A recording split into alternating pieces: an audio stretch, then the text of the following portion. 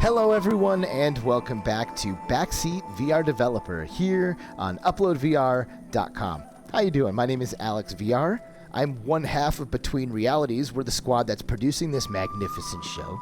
The other half of it, right over here, it's Skeeva. What's up, dude? What is up, man? I am super excited for today because I got to play this game at PAX West and I really liked it. So I'm stoked to show people this game, and let's get going.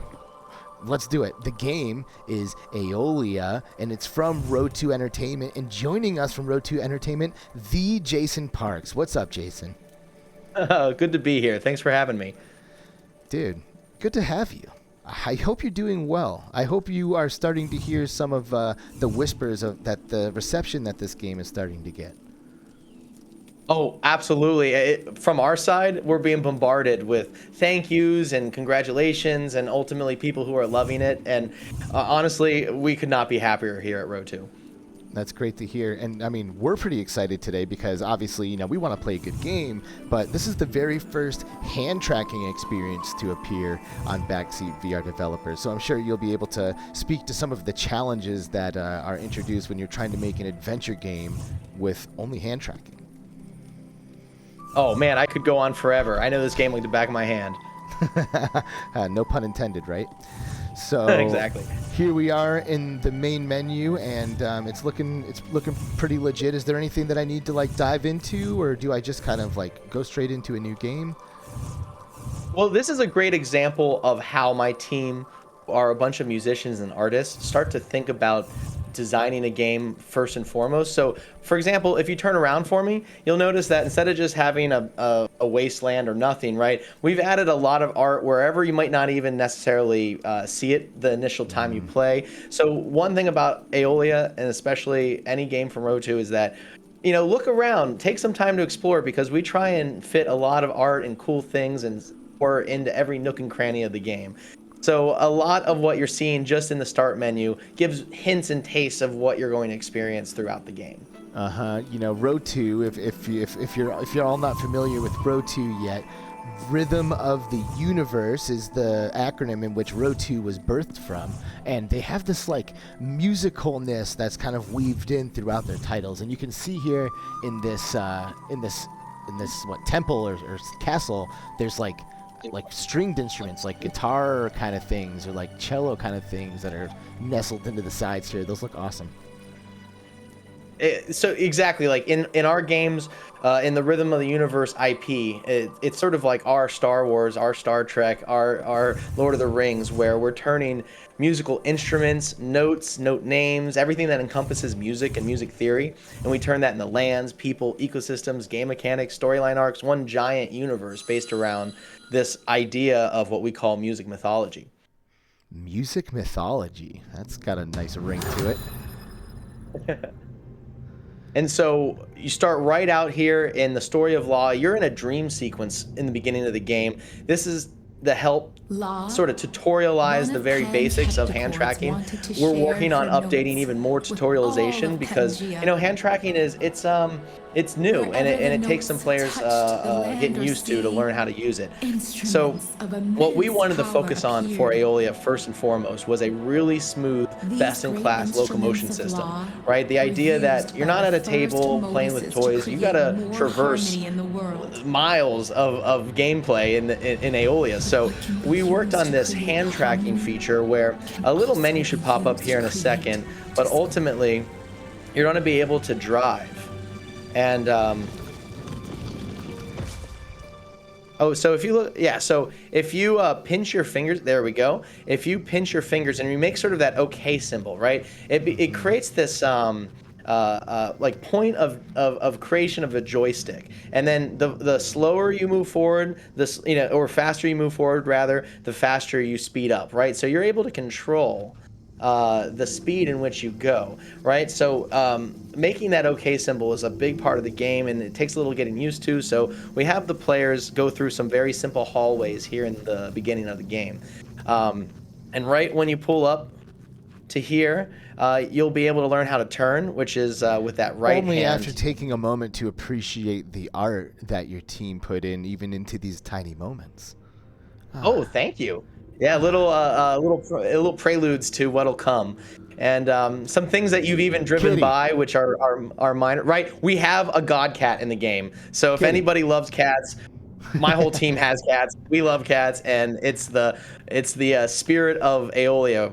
If anybody knows Ionia, our first game, we have this giant harp-like moth creature called the Harpa, and in Eolia, like our version of that creature, the caretaker of the land, it's a cat. Nice. Cool. Are you a cat guy, Skeeva? I love cats. I'm allergic, but it doesn't stop me from like, you know, getting in there and giving them some love. I love cats, and if I wasn't allergic, I'd definitely have one. Those that remain. They love the face snuggles. Yeah, they do. Skeeva loves face snuggles. Yeah, absolutely. So when And Skeeva so- played this game at PAX, did he start from the beginning like me, or did you guys have like a different build or something else available there? Skeeva, I think you played through this whole part, right, first? I did, and then we kind of, you had a dev build, and we kind of hopped around to different levels throughout the game. Exactly. So we'll get quite far. I'm sure we'll get through technically the entire tutorialization is about 45 minutes, but it's all tied into gameplay and lore, so it doesn't really feel like it. Great. So for example, here is like some really intuitive climbing that I feel like we've not seen in hand tracking yet, right? This feels Is crazy. idea, right? Like you feel like you want to shape your hand to close over it, right? No. And it creates and it gets a little getting used to because you got to keep a lot of that view like right in your It has to be face and your here. eye. Right. Okay, I'm gonna do this. And then, I'm thinking too, one other concern I always have is with hand tracking, we already have limited overhead to like how powerful the GPU and CPU can be. So sometimes casting and all that can cut a little more overhead. So hopefully tracking will be fine, but that is one downside of hand tracking. It's very finicky. And Yeah, even when that's you true. record and do some things, it can affect it. But if I move with some intention, that like you saw me like kind of figure out what I needed to do there. you Yeah, know, like, exactly. jump Yeah. with the right hand. I think we're doing good. All right, I'm gonna do this. And so and also for anybody playing Eolia, keeping that OK symbol toward your face always helps a lot, right? Something we'll tutorialize a lot and do throughout the game. Oh no! I wanted to do it. Yeah, running and jumping will become a very important part, especially in a level called the Tower. And then okay towards your face. That's good advice. Yeah. And then keeping both in your and keeping your hands in your view is always important. As developers, we've been watching a lot of the feedback. We're thinking about putting a little identifier when hand tracking is lost, so that in the top left-hand corner, a little HUD to show like, hey, we're no longer seeing your hands, might be able to help out. And so lore-wise, this is one of our gods that teaches you music, and ultimately is this larger than life character that is going to help you throughout the game to help fight a giant storm, right? So the idea of Eolia is that you're Conga, you are a character that has music theory superpowers, and you're called a modus, and you're trying to use those powers to fight back this giant storm that has been ravaging the land.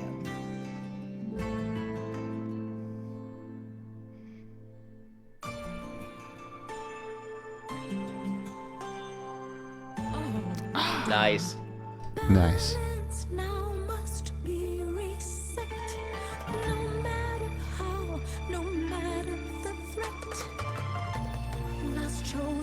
The movement always system sucks. actually becomes pretty fun, Oh yeah, as you yeah. can see Alex here. Yeah, I'm just kind of enjoying it. I mean, it's We- not we often work that we very- get hand tracking like in games, you know? It's like not a lot of like games with hand tracking. And of course too, we have controllers as a second schema, right? The moment anybody wants to or is tired of having their hands in front of their face, grab the controllers. The game is just as fun. What we wanted to do is focus though on what we feel can be a huge future for VR. Because as developers, we're loving hand tracking. Like after a year of developing this game, we're realizing that when we grab controllers, it feels icky. It feels big and clunky. You know, like the idea that once hardware is better, and also too, even the Quest 2 itself, like there is a lot of potential here, and gamers are going to start to understand that, I think, in the next few years. Let's see if Alex can play this game of memory with people talking to him. I know. Yes. Oh, you can't stump Alex. You got Can't this. stop me. Can't stop me. Also, too, the soundtrack is over an hour and a half long. It's available on Spotify, Apple Music, wherever you get your music, you can find it. I think it's one of the best aspects of the game. Coming from a bunch of musicians, it's really what we focused on first. A lot of the levels had the music written before we ever made them, and the music helped shape what the level would look like Wow, and be. that's cool. It's a big part of what we've been doing lately with our games.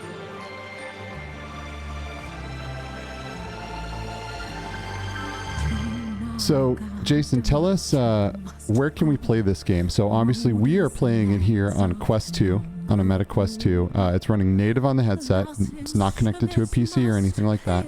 Is this where it's available? Is it on any other platforms? So right now it is available exclusively on the Oculus Quest 2 marketplace, just like you mentioned, but we are looking in based on feedback, based on desire. We would love to up-res the entire game and get it onto PC VR, as well as any future headsets that come out. You know, we are looking to port it when it makes sense. Right now we wanted to focus on getting the version of this game as good as possible. And this is a great point to point out. There is some universal options that hands have, right, that we have to include in the game. But if you put your hands back down and then just sort of bring them up into an open position, sort of like what that, right, then you should have like a journal pop up. Oh, and maybe a little flatter out. We'll work on, there we go. Yeah, you know what? We'll fix that tutorial. I think we've already done that. So now you just grab that book and you hold it and then face it towards you. Sort of like a real book. Perfect. Nice. And then you can let go of the back and it should just float in front of you.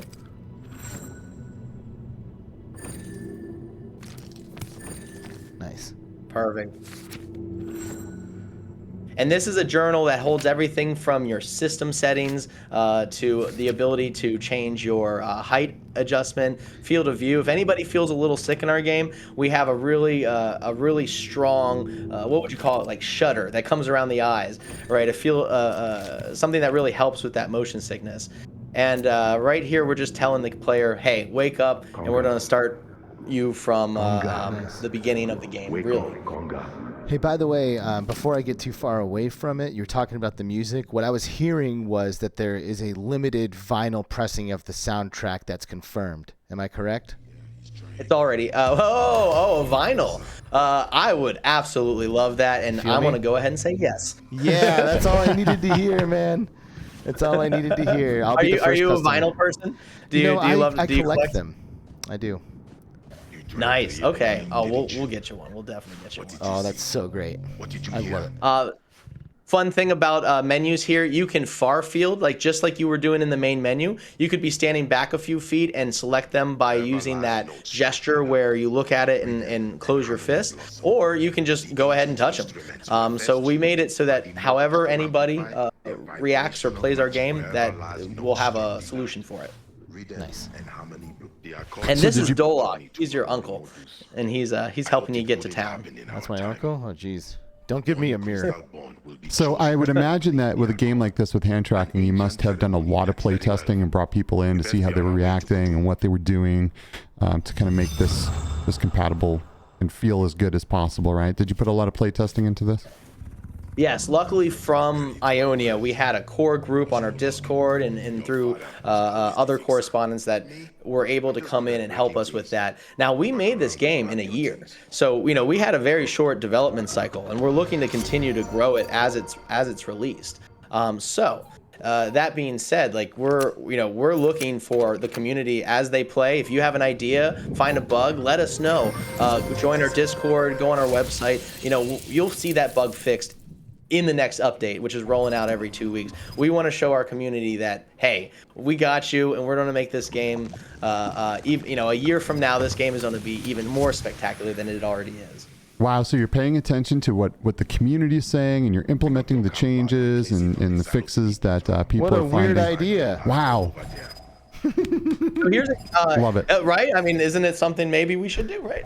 Yeah. So here's a great example, and we'll do it with another item as well, that you have sort of like in Half-Life Alyx, that ability to far grab items.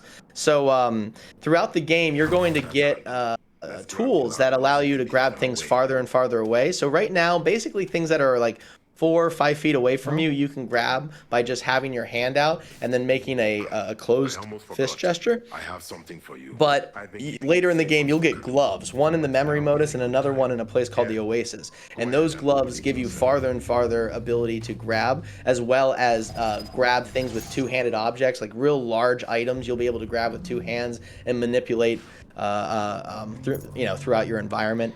And so, what's your advice when you're holding an item in your hand and I want to turn? Do I like try to turn first, like that? Well, one solution we have that I think everyone's gonna love is an inventory system. So we try and it takes a little getting used to, but then eventually it becomes very natural. Yeah. We have an inventory system, so if you grab an item throughout the game, there's over 300 items to find. 26 of them are collectibles that we're yet to have a playtester find all 26, which we're excited when that happens. But ultimately, if you open your menu, that open hand gesture, the one on the right there, you also can do the flute. It'll call the creature over to you. No. And he's your buddy. And and if you grab that menu there, yeah, exactly. Open that journal up, and then once you let go of it, it'll open up into a series of slots, right? And you can then choose items from it, add things to it. And you have your buddy just got closer to you. Oh, hey, baby. He likes a little pat on the head. Yeah, so you can just go ahead and select any of those items there, and then you can even consume them. That. Now you just put it in your face and let go of your hand, and you'll then notice that you'll get a superpower that allows you to. Am I gonna freak out? Yeah, you're gonna have a little bit of a hard time. It's gonna make you feel a little buzzy. I don't have to take the lid off, do I? No, you put it right up to your face and let go. And let go. And now if you look at your rings on your hand or the tattoos on your hands, you now have the indication that you have that power. And if you drink all 3, you'll be able to Thanks, buddy. get a glowing ring first thing we do. Right. Yeah. Okay. So I've got some glowy powers. I've got a big rideable buddy. That's it. Now whip the reins to go. Pull them back to slot. Very good, Conga. Oh, let's go. Time to ride to Kadum. Let's see if you can keep up. And then you'll watch Dolok get up onto his Largo, and he'll guide you through how to get there. Fun little things we added to the game. If you keep your eye out to the right here, you'll notice a giant collapse of a statue, right? So just really cool ways to just to sort of engage players and block off areas we don't want them to go without it just being like a static mesh, right? That's telling you, hey, turn around. Yeah, it really we try makes and the do environment everything feel before we alive. Now the question, can you get past the first puzzle? I guess second puzzle. Third puzzle if you count. Can't ram it. Got this. Yeah, I can. I'm gonna smash the shit out of this. I really like riding these creatures. I thought it felt good. It felt really cool to just grab the reins of these things and and get going. It's really fun. One of our favorite things about the game too, and as you explore the game more, you start to realize like, oh man, like there's a lot of places to get to, and whenever you're outside the city and you're traveling between towers, you're going to have to ride on a Largo, sometimes to avoid storms, and other times just because it's too big of a map to even get, to do it by foot. That's one thing we really wanted to express in Eolia is like the sense of grandeur. Most VR games, especially for the Quest, very narrow, small corridors, right? You're in very tight-knit areas. Makes sense because you can make an area really beautiful if you only have, 40 by 40 feet to decorate. But here we wanted to make sure that the player felt like they're actually outside and they actually have to work hard to get from A to B. Yeah, this is awesome. Like this huge like canyon. It feels very big and open.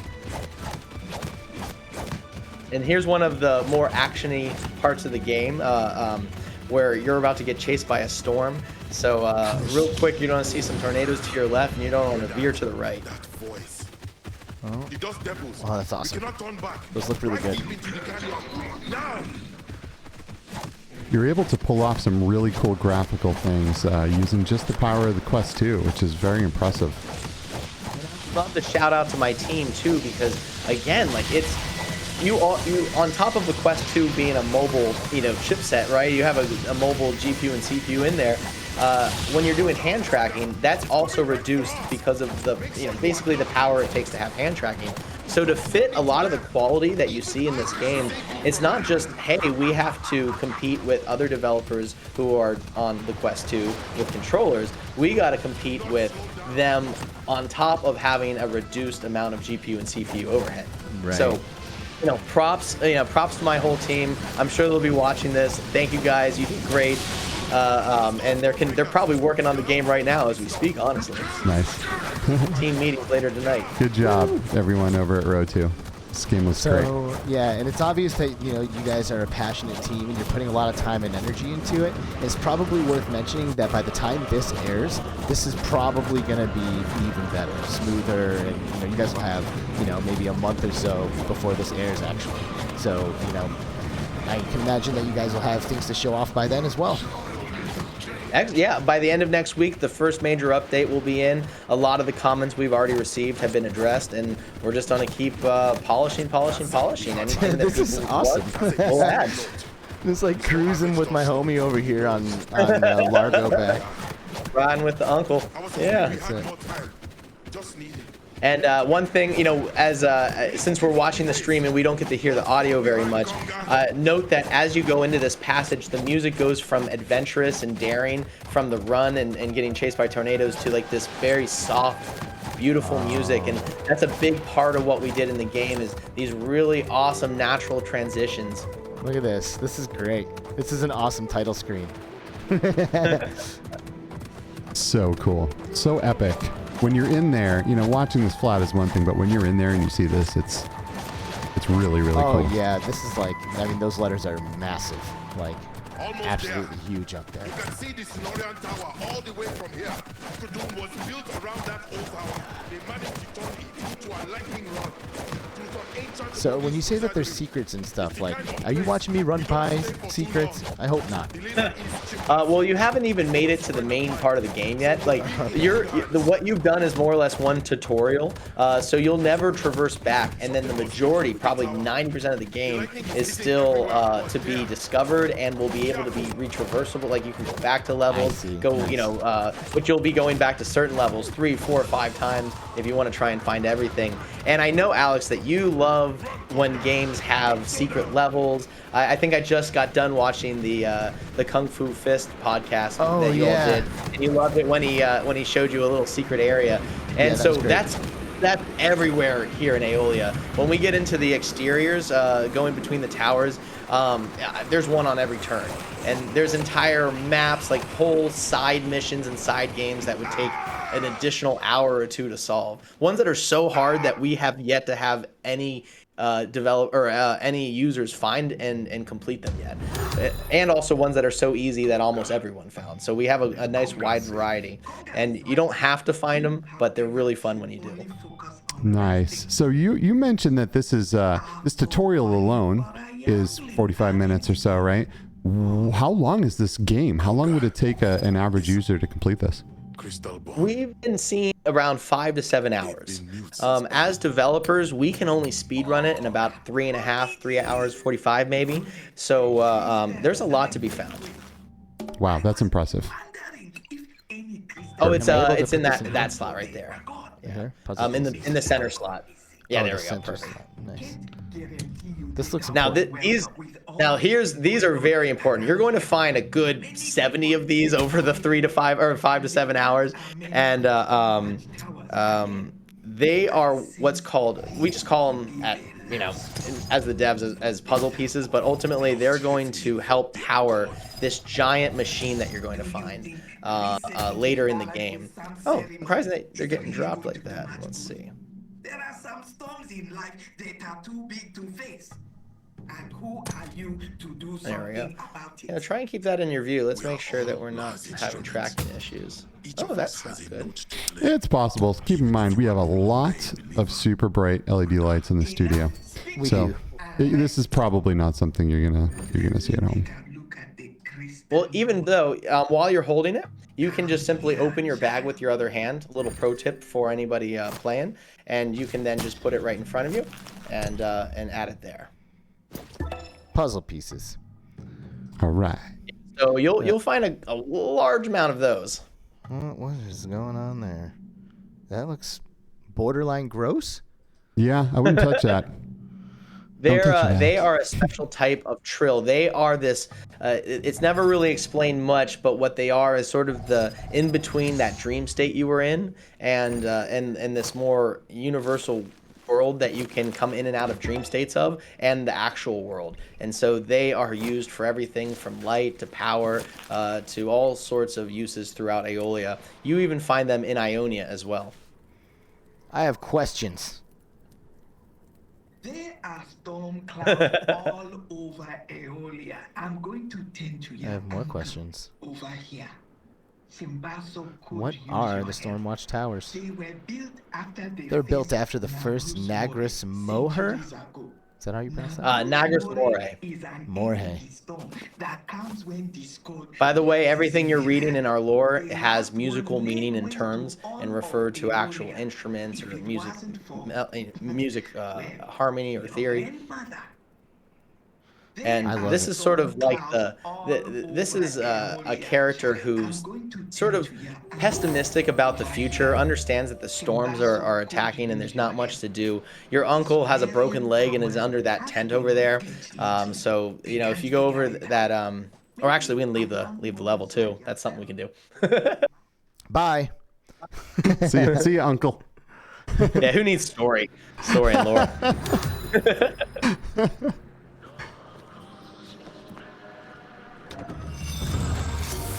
Glad you found this right away. Here's a great example of a good, I think, dozen, maybe 2 dozen books throughout the game that, as you can see, are telling the stories of the characters throughout the game. And I can understand why you felt like you could do that. It automatically gets saved in your journal. So anytime you grab a book or a scroll, it'll just automatically save. And so you can keep it, throw it, get rid of it. It doesn't matter. You can go back to your journal and find that. Find that recording anytime. Man, this Wow, is look at this. grand. It does feel like Star Wars a little bit, actually. Like now that you mention it, like very much like future but past. At a $15 price point, might I add. $15 price point. $15. Wow. We want our games to be affordable. We're a small team, and we make passionate games, and we want people of all types to enjoy our games. So we want to make sure they're at prices that people can afford. Well, that's And pretty to your affordable. and to your listeners too, 5% of proceeds go toward nonprofits that are relevant to the mission and message in the game, which is desertification and climate change.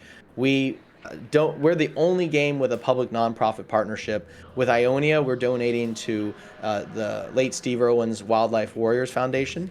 And for Eolia, we're actually going to have several nonprofits that are relevant in this space, and then we're going to have our community vote on which one should be which one we should donate to each quarter.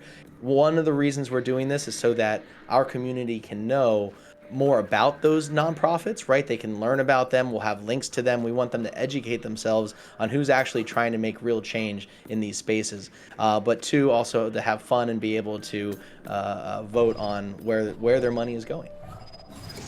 That's pretty awesome. It's nice that you can make a great game and attach a worthwhile or noteworthy cause alongside of it. Give people something to feel good about.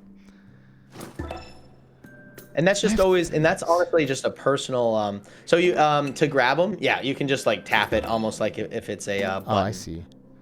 Liquid float, something about flying high. I don't understand what it does, but there's only one way to find out. Woohoo! Does that mean I And can if you jump like try the crazy? yellow one, it'll make you. I believe. Let's actually read that one. That's agility, so that should make you double jump or run faster. No. No. Fun fact, another little pro tip: if you run away, like if you just move 1,000 feet away, it'll reappear in your satchel. So you can't ever lose anything in the game if we happen to miss some collision somewhere. That's really good to know. That gives me peace of mind. I'm willing to forgive the collision. We're just about there. I think Alex. even though it went underneath the rug, which I wouldn't necessarily fix. Master would notice all the work we put into fixing that elevator. It's hard to get a simple thank you around here. Hard to get a simple thank you around here. Man, come on. Just do your job. Wow. This is cool. So this is sort of the gateway to all the major areas that you're going to have to go to throughout the game. Once you solve one puzzle that I won't divulge just yet, you'll go up this statue and that'll be unlocked what's in front of you. And then the giant maps, one of them being the entire size of the game, is to your left and right. They're both closed by separate types of doors, one needing double-handed lift after you get a certain level of energy flowing to it, and the other one needs a special type of gloves to open. Man, this half hour went by way too fast. Seriously. I Oh, can't, and, I want to play this right now. Like, I want to kick you out of the headset and hop in there right now.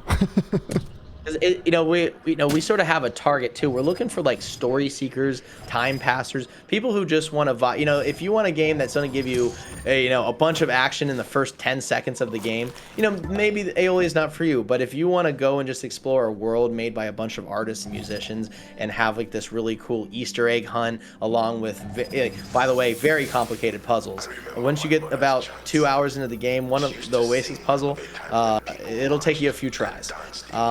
As well as all of the rest of the game has to offer. So that's where we're really looking for those story seekers, time passers, people who maybe aren't necessarily hardcore gamers but still want to enjoy their quest.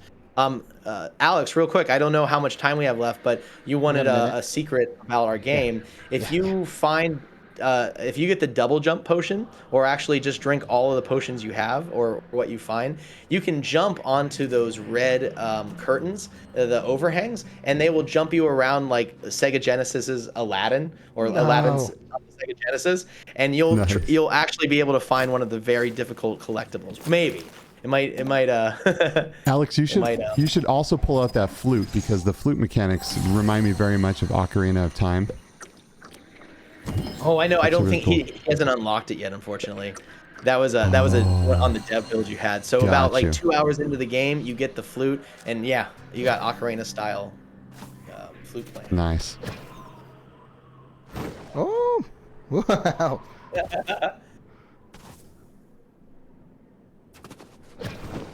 Wow. So how long does this effect last? I think the ones from the vials are 3 minutes, and the ones from the flute are 5 or 6. Woo. Wow, look at this. Okay, I'm starting to see. Yeah, there's like some you've already. platforming. So if you look around, you can probably guess which one you need to get to, right? It's a little more noticeable than the other ones.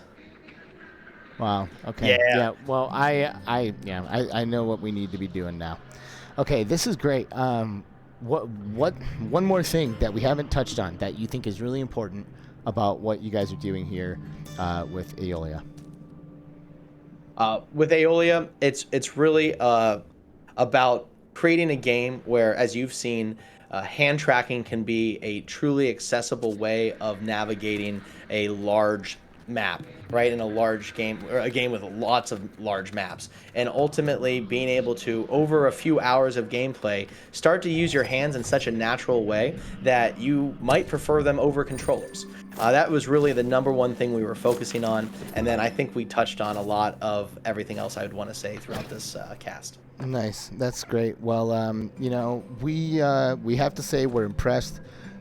This game looks fantastic, and I'm very excited to start to strip away some of the layers of the mystery and lore that you guys have created in this world. So congrats on this seemingly successful title, Mr. Jason Parks from ROTU Entertainment. Alex, Skeeva, it was a pleasure. Thank you so much for having me. Absolutely, and thank you all for watching here on UploadVR. Again, my name is Alex VR from Between Realities. And I'm Skeeva. That's Skeeva. Thank you so much again for watching. Like and subscribe. You know what to do, and we'll see you guys for the next episode of Backseat VR Developer. Have a good one. Bye-bye. Take care, everyone.